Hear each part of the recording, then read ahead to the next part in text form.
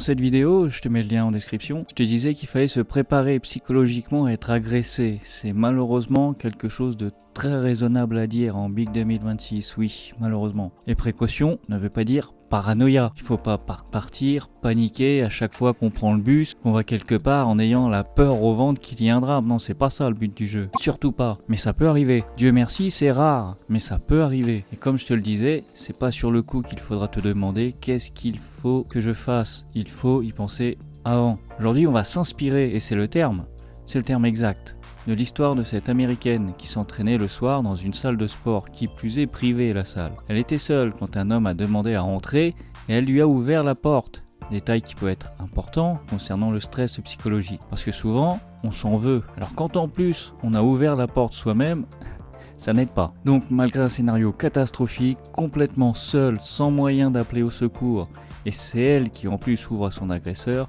eh bien elle se bat quand même. Elle se débat et lutte, ce n'est pas une combattante, mais elle donne tout ce qu'elle a. Et au bout du compte, elle a réussi à épuiser son agresseur. Le mec n'a plus de force. Elle a réussi à s'enfuir comme ça. Qui aurait pu croire à un échappatoire pareil? J'ai juste jamais vu ça de ma vie.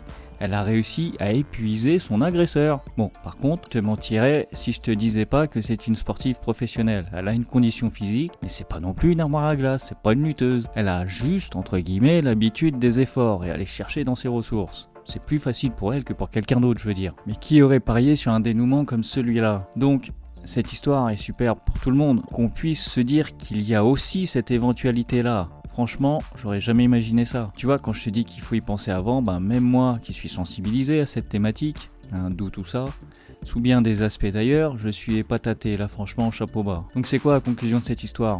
C'est que oui, apparemment, une bonne condition physique peut t'aider dans des cas extrêmement graves. Bon, le gars n'était pas armé, certes, mais voilà. C'est bien que tout le monde n'a pas 2 heures par jour, 4 jours dans la semaine à consacrer à la pratique d'un sport.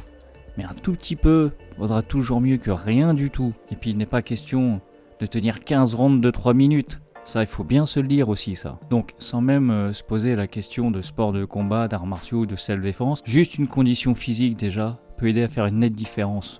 Preuve en est. Ça peut être à la portée de tout le monde. Petite séance du lundi avec les copines à la salle. Le gainage 10 minutes tous les jours. Je suis sûr que tu peux te trouver 10 minutes tous les jours pour la résistance musculaire. C'est faisable à la maison. Et le petit footing du dimanche matin, franchement, je crois qu'il y a moyen de moyenner.